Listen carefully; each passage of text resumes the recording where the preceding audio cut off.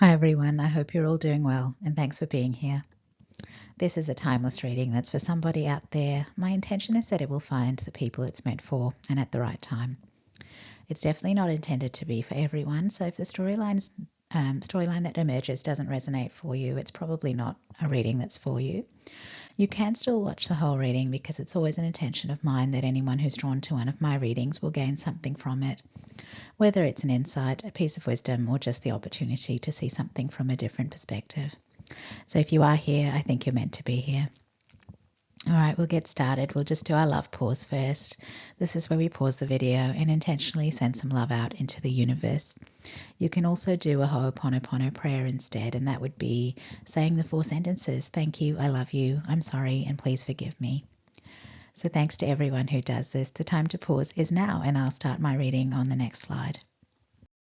Right, so this is the spread that we've got for this reading. Now, if you're interested in the decks that I've used, I'll have them listed in the description box. So the card at the bottom of the deck today is the Death card, and that's interesting because I started working on this reading yesterday, which was actually the date of the Scorpio full moon. When I did that Scorpio full moon reading, we didn't actually get the Death card there, which is interesting. We definitely had some transformational energies in that reading, but no Death card. But anyway, the Death card is here. It is a Scorpio card, and it represents endings, transformations, and rebirth energies. So with this card at the bottom of the deck, we're obviously talking about someone who has changed a lot. So they're not at all the person they used to be. If people knew them in the past, they really wouldn't recognize who they are now. So I often think of Phoenix energies as well with the Death card. So it could even be that everything that defined this person's life sort of came to an end. It's definitely a powerful energy, this Death card energy, and to have it underpinning the reading is quite impressive. The energy we've got in the past position here is the Fool card, and I have to admit this is one of my favorite cards in this deck, and it's actually one of my favorite Fool cards ever. It's just so beautiful and carefree. So the Fool card is about a new beginning. Now it's coming up in the past position here, but I guess a fresh start is what we'd expect if someone did have a rebirth. So perhaps this card is talking about the rebirth of this person. The Fool card, though, isn't about someone who's burdened by the ending or mourning the past. I mean, there's nothing sad about this card here. So this is someone who's carefree and light and willing to explore new possibilities with an open mind and an open heart. And so, as you can see in this image, this is clearly someone who's enjoying this freedom that they've got. So I think the life that ended, it maybe wasn't the right life for them, and then they knew it, so it was just weighing them down. And with this ending, this person has found themselves again, so they've accepted the ending, and they've accepted that they're in a new phase of their life, and they're really not missing the past at all. They seem actually quite happy to be in the position that they're in now. And this is a Uranus card. And as I say that, I'm noticing the sun in this image, and it's actually reminding me, because I have just obviously done that Scorpio full moon reading, it's reminding me that the sun is conjunct Uranus in that reading. So that was yesterday. They were at 22 degrees and 26 degrees of Taurus, respectively. So the exact conjunction is actually coming up. I'm not sure when that exact date will be, but the Sun and Uranus are, well, the Sun's basically getting closer and closer to Uranus in the chart. So those energies are building. And I'm kind of stunned by this, actually, because as most of you know, I do photograph my spreads early, like sometimes weeks early. So I don't know when I photograph the spread when I'll be doing the reading for it. So it's just funny that this has shown up right after the Scorpio full moon. So it's interesting. I think this tarot luck is endlessly mind-blowing. Just the way things just come in the perfect time. This is a for somebody reading. So if it's related to that Scorpio full moon, then maybe it's just expanding on that reading, because that was obviously a general reading. Now, the interesting thing here is that the card in the present position is the Six of Cups, which is a nostalgic energy. And I've just said that this person here isn't regretting the past, so that's very interesting. But the other thing that's standing out as I look at this card is that it is the Six of Cups, but when you first look at it, you notice those two big cups right in the middle. And so when you first see it, you almost wonder if it's the Two of Cups card. And that's a card about a soulmate connection as well. So the Six of Cups card is often nostalgia related to, soulmate connections in the past, whereas the Two of Cups card is about a soulmate connection coming together. So I'm not too sure. Like maybe this, if this is talking about nostalgia, so this person might be missing someone in particular and reminiscing about the times they shared with that other person. But if this is like, because I'm feeling like the Two of Cups is the Two Cups is really prominent here, and it actually almost has a celebratory vibe to it. Seeing those two cups there, it's like two people are about to clink their glasses. And when you look behind the two cups, there's actually a scene behind it. It looks like a sunset over water. And to be honest, the circle of that scene, like it's almost like it's the window on a ship or a boat. So this could be talking about some kind of boat trip. And as I said before, the Two of Cups is about soulmates actually coming together. So maybe this isn't entirely a nostalgic card. So it could be someone who's reuniting with a soulmate from the past. And maybe it's an unexpected thing, like they run into them while they're on holiday or on a boat cruise or something like that. And they're both happy to see each other. There's a happy feel to this card here. So if it's a reunion, it's like a happy reunion. Some people also say the Six of Cups can talk about past life soulmates. So that could also be the case here. And if that is the case, this will be someone where you feel like, they will be a stranger when you meet them, but because you have that soulmate bond from a past life, your souls just recognize each other and you'll just feel like you just click with each other.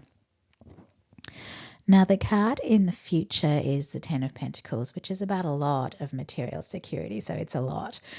So this is wealth, success, recognition, social standing, place in the community. And it's actually also the card of a legacy. So this could be like someone who has a lasting impact long after they're gone, and, to the point where people talk about them in relation to their children and grandchildren. They're like, oh, this is the child of that person, or this is the grandchild of that person. So it can be a really big deal, like a big deal like that. So with this card following that energy of a soulmate reunion, I feel like there is something fated that's coming as a result of this reunion. So this soulmate could inspire this person to begin something, or they could offer them some kind of opportunity that leads to great success. Or the two soulmates might actually team up and collaborate, and then it's a partnership that leads them both to a lot of success. This could also be a romantic soulmate. I'm definitely getting that possibility. And so that would mean that there is lasting commitment, marriage, building a family together, and a lot of financial security, because that Ten of Pentacles, following on from the Two of Cups, it means things really do work out in a positive way. And that's the tarot section, guys. And I feel like I've flown through those cards, and it's actually making me feel like it's going to unfold quickly, all of this. And I'm actually even feeling a little bit breathless as I've talked about all of that. So I feel like this is going to be happening fast. And thinking back to that Scorpio full moon reading, that was also talking about a whirlwind experience. So like I said before, this reading could well relate to that reading. So if you haven't checked that one out, do go and check it out. That one didn't come through with a soulmate vibe, but maybe this reading, because it's a for somebody reading, this could be giving us some specific information that is for the person this reading is for. But I do feel like it's tying in quite closely with that Scorpio reading. Now I'm just going to jump to the obvious oracle card first, because we've got love and partnership. So that's definitely confirming that it's a soulmate reading. So that's that third oracle card there. And it's a number 26. And I'm smiling as I say that, because that Two of Cups was in the Six of Cups. So 2 and 6 coming up again is so interesting. Now, these cards are from a numerology deck, and I do tend to pay attention to the colours because the thing with this deck is all the cards have Merkabahs on them, and the only thing that differentiates them is the keywords, the numbers, and the colours of the background and the Merkabah. So on this occasion, this card has an orange Merkabah on a blue background. So those colours relate to the sacral and throat chakras. Now, the sacral chakra is about fertility and creativity, and the throat chakra is about expression. So this particular combination is making me think of prolific creative expression. So I don't know what this person is going to be building with their soulmate, but maybe there's some significant creative enterprise, and that's why we have that 10 of Pentacles in the future position. So there's something being created that's just going to lead to a lot of success and a lot of wealth. So that's pretty cool. The first oracle card here is also talking about creativity because it says be creative. And the image here is of someone swinging on a rope over this labyrinth that's under them. So when I see labyrinths, they make me think of the 3D matrix. And the funny thing with this labyrinth is I'm not seeing an exit from this particular labyrinth. So it looks like there's lots of ways to get from the center to the outermost circle, but there's no way to get beyond that. There's no way to get out of the labyrinth. So I guess for this person, the 3D matrix has felt like a trap that's been hard to, well, I think they've tried to escape and they've just never found a way out. And it's because there actually is no way out of there when you look at it. So something about this person's circumstances is very, very limiting. Not obviously limiting, like they do see places to move and turns, and they can try different things. So they don't necessarily feel stuck in a cage as such, but it's like they try to get out, but they can't actually, wherever they go, they can't actually find the way out. So a stuck energy, even if it's not sort of in your face stuck. But then this rope shows up and they can cling on to this rope and be lifted out of there.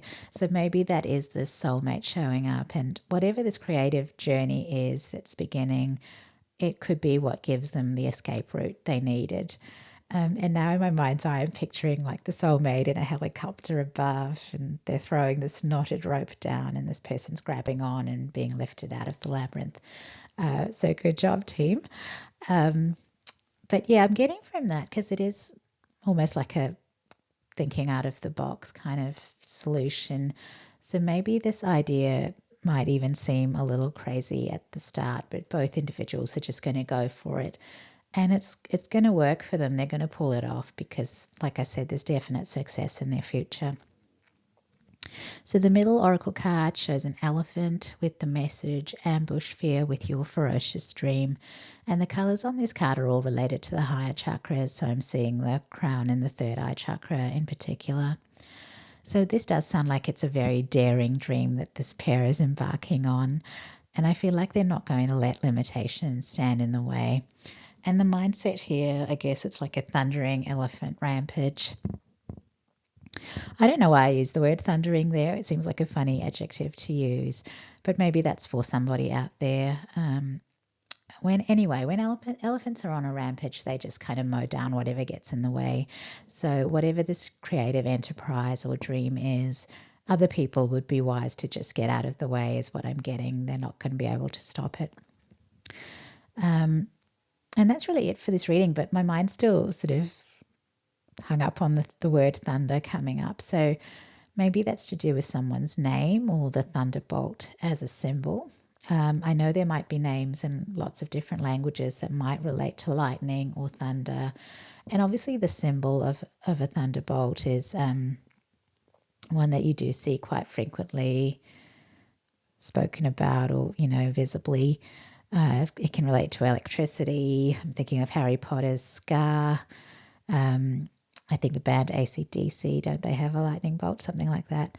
So this could be a tattoo or a logo because it is a symbol that is quite common.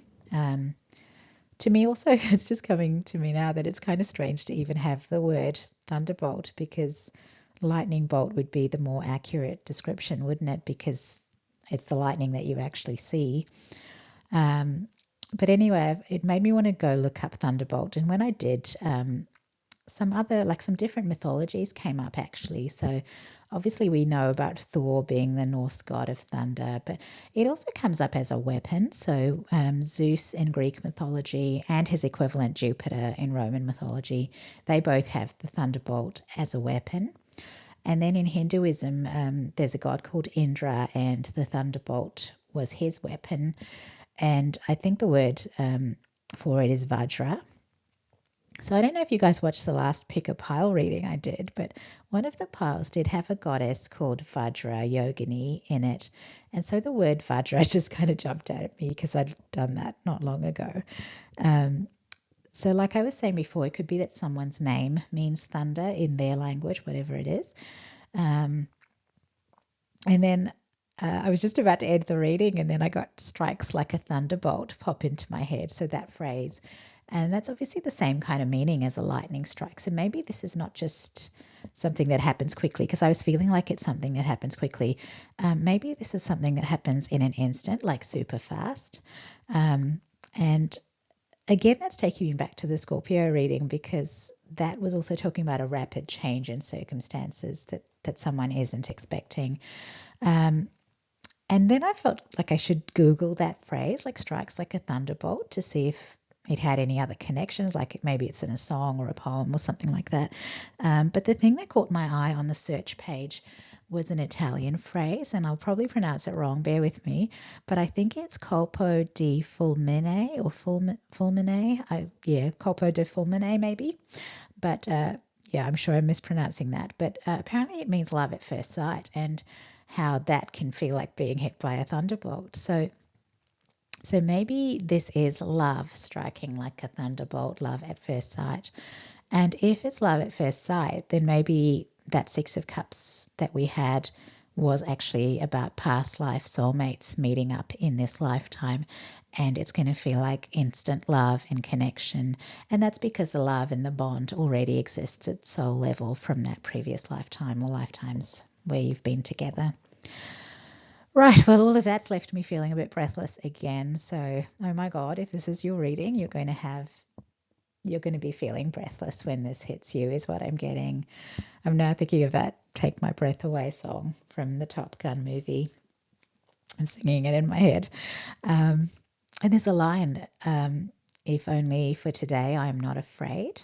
So I guess that's about not being afraid, because the potential for what could be is so amazing, so great. And then that's bringing me to the words on that elephant card in the middle. So it looks like the dream is so amazing that fear doesn't have the power to stop you from making it happen. Okay, I think I'm done now, hopefully, unless Spirit wants to hit me with something else before I finish. Yep, I just got travel. And it's because I saw the Merkaba just now, and Merkaba means chariot in Hebrew, and then I remember talking about boats and helicopters in this reading. So if this is your reading, you're going to be traveling or going on an adventure, and with that breathlessness, like this is going to be like an exhilarating experience, whether we're talking about physically or metaphorically. There's that energy of travel, adventure, exhilaration. It's all there. And okay, Spirit, I'm going to stop now before you give me any more information. I think that's it. And here we are. This is our last slide. I hope you enjoyed that reading. So as I mentioned earlier, all the decks are always listed in the description box, and that's always the case with all of my readings, even the old ones. And thank you all for being here. Thanks for watching. And if you did like this video, or you like my videos, please consider subscribing to the channel. And if you liked this video, give it a like and leave a comment if you feel guided to. Thank you to my 46 subscribers for your support. This is actually my last video for my first year on YouTube, so I can't believe I've been at it for a year. And unfortunately, I didn't quite make 80 videos. This is my 79th video. So when I think back to the beginning, I just remember how nervous I was to speak and to make videos and upload them. And it's amazing because the progress is just obvious. Like I don't feel any of that anymore. I just feel enjoyment when I do this now. So I'm definitely glad I fell down this rabbit hole. And if there's something you're nervous about starting, I think just do it because over time you will just lose that lack of confidence and you'll lose that nervousness, I think. So I know some people manage hundreds of videos a year, but I think this is a manageable size of volume of content for me to produce. And I've also started doing some daily card readings on Facebook. I can't remember. I think I started that in March, but I'm actually really enjoying that as well. So what I do is I pull a card and sometimes I clarify a card if I feel guided to. That's actually been a real blast as well. And I find sometimes those messages relate to videos and I think the fact that I am because of those Facebook readings, I'm sort of practicing channeling daily, and that's really boosting my divination skills as well. As I say, practice is always a good thing. So if you're interested, you can check those posts out. They're on Facebook. Sometimes they're a bit too long for Instagram, but then I will usually put a Facebook link on my Instagram post. So if Instagram's where you'd rather check it out, then go for it. And that's it, everyone. Take care. I hope to see you all in my 80th video in my second year of YouTube. Now, I can't call myself a newbie anymore, so that's a shame. But anyway, thanks everyone for all your support. See you next time. Bye, guys.